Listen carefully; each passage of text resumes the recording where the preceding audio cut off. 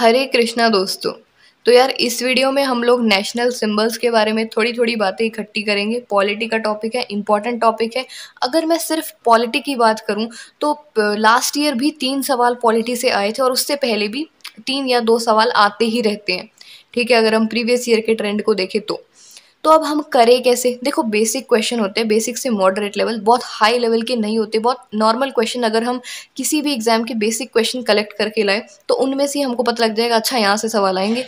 तो मैं ये कोशिश रखूंगी कि कोई छोटा सा टॉपिक अगर करा रही हूँ तो उसके साथ क्वेश्चन करा दूँ। ऐसे पॉसिबल नहीं हुआ तो फिर सेपरेट वीडियो पर बना दूंगी सिर्फ क्वेश्चंस पर, जो कि शायद थोड़ी बोरिंग साउंड करे, पर आप उसके नोट्स बना के उसको रेगुलर रिवाइज करोगे तो आपका काफ़ी अच्छा पॉलिटी का पोर्शन कवर हो जाएगा अच्छे से, बिल्कुल ठीक है।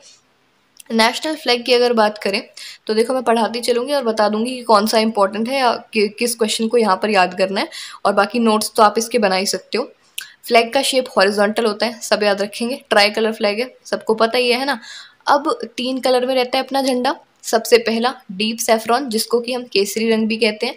मिडिल में हमारा वाइट कलर होता है और बॉटम में डार्क ग्रीन। अब ये इंपॉर्टेंट क्वेश्चन हो जाता है, फ्लैग के विड्थ का रेशियो पूछ लिया जाता है एग्जाम में, ठीक है। तो 2:3, इसको आप याद करके रखेंगे।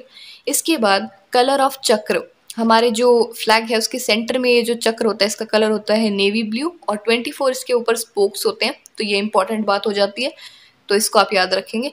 नेक्स्ट है हमारा जो नेशनल फ्लैग है, इसका जो डिज़ाइन फिक्स कर दिया था, एडप्ट किया गया था कॉन्स्टिट्यूशनल असेंबली द्वारा, वो 22 जुलाई 1947 को हुआ था। तो ये भी एक बहुत इंपॉर्टेंट डेट है, इसको भी सब लोग याद रखेंगे, कई बार एग्जाम्स में आता है ऐसा क्वेश्चन, ठीक है।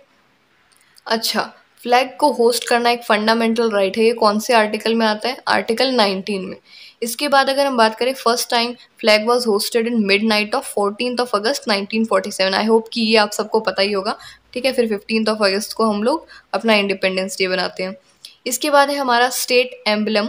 तो अगर हम बात करें, इसमें बहुत इंपॉर्टेंट क्वेश्चन एक बनता है कि बताओ हमारे जो एम्बलम है उसमें कितने लाइंस होते हैं। तो 4 लाइंस होते हैं। बच्चे कंफ्यूज रहते हैं क्योंकि कुछ इस टाइप से डायग्राम होता है जो मैंने नीचे बना रखा है, और इसमें हमको 3 ही नजर आते हैं, पर बैक साइड में एक और होता है, तो 4 लाइंस होते हैं, ठीक है। तो ये आप याद रखोगे। इसके बाद नेशनल एंथम की बात करें तो जन गण मन रविंद्रनाथ टैगोर जी ने लिखा है। इसका अगर टाइम कितना लगता है इसको सिंग करने में, तो 52 सेकेंड लगती है, जो कि दोनों ही बहुत इंपॉर्टेंट क्वेश्चन है। रविंद्रनाथ टैगोर पहले भारतीय हैं जिनको नोबेल प्राइज मिला था 1901 के अंदर। ये भी बहुत इंपॉर्टेंट क्वेश्चन है, ये प्रीवियस ईयर में आया हुआ क्वेश्चन है, ठीक है।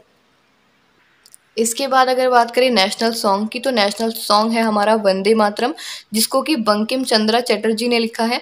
और फिर एक और इम्पॉर्टेंट क्वेश्चन है बहुत ज़्यादा कि आनंद मठ, ये जो किताब है इसके ऑथर कौन है? तो ये भी है बंकिम चंद्र चटर्जी। ये दोनों ही बहुत इंपॉर्टेंट सवाल थे। और अगर हम बात करें इसके प्लेइंग टाइम की, यानी कि कितने समय तक वंदे मातरम जो चलता है, तो ये है 1 मिनट 5 सेकेंड्स। ये खास इंपॉर्टेंट नहीं है, पर हाँ पढ़ सकते हैं। आगे ये थोड़ा इंपॉर्टेंट सवाल है कि नेशनल कैलेंडर जो है हमारा, वो किस एरा पर बेस्ड है? तो साका एरा, ये आपको याद रखना है, इस पर बेस्ड है। आगे नेशनल एनिमल टाइगर होता है, सबको पता है। नेशनल ट्री हमारा बेनियन ट्री होता है। नेशनल फ्लावर हमारा लोटस होता है, तो ये दो आपको पता थे, मैंने मेंशन नहीं करे।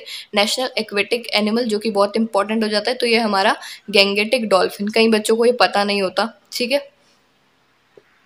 अब उसी के साथ साथ आप लोग कुछ पॉलिटी के क्वेश्चंस ऐड कर लो, एकदम बेसिक क्वेश्चन है यार, इनमें से सवाल बहुत आराम से बन सकते हैं। मैं एक सीरीज सोच रही हूँ कि कंटिन्यू रखूँ, कि टाइम टू टाइम पॉलिटी के क्वेश्चंस आपको देती रहूँ, ठीक है। अब अगर मैं बात करूँ कैसे आते हैं, तो देखो लास्ट ईयर एक सवाल आया था कि नीति आयोग जो है इसके हेड कौन है? तो पीएम होते हैं, ठीक है। ये एक क्वेश्चन आया था। तो ऐसे छोटे छोटे, और नीति आयोग जो है ना, ये टॉपिक भी लूसेंट में दिया हुआ है, ठीक है। अब स्टार्ट करते हैं। Who propose the preamble before the drafting committee of the constitution? तो जवाहरलाल नेहरू। सिंपल, आपको देखना है, लिखना है इनको कॉपी में और पढ़ना है, और कुछ भी नहीं इसमें करना, बिल्कुल ये मान लो कि रट ही लो इनको। The president can dismiss a member of council of minister on recommendation of prime minister. ऐसे का ऐसा ही उठ के आता है सवाल, बिल्कुल सेम ऐसा, कुछ लैंग्वेज भी चेंज नहीं होती है। According to Indian constitution who has the power to declare emergency? तो ये सबको पता ही होगा, प्रेसिडेंट के पास होती है इमरजेंसी वगैरह की। The next is protection of interest of the minorities is envisaged in देखो इन्विसेज्ड का मतलब होता है कुछ फ्यूचर में जो चीज़ पॉसिबल हो उसके बारे में कुछ सोचना वगैरह, ठीक है। तो ये चीज़ दी है आर्टिकल 29 में। आर्टिकल पर एक पूरी वीडियो ले आऊँगी जिसे याद करना बहुत डिफिकल्ट होगा, लेकिन उन आर्टिकल को कर लोगे तो अगर आर्टिकल से सवाल आएगा तो उससे बाहर नहीं आएगा, मतलब इतने करवा दूंगी उसमें, ठीक है। अगला है chairman of public accounts committee of the parliament is appointed by. इस टाइप के क्वेश्चन आ जाते हैं, स्पीकर ऑफ लोकसभा, ठीक है। सिमिलर इस टाइप का एक क्वेश्चन आया हुआ है जो मुझे एग्जैक्टली याद नहीं है, तो मैं आपको बता रही हूँ जो बेसिक क्वेश्चन है हम इनको कर सकते हैं तो काफ़ी हम बेनिफिट में रहेंगे।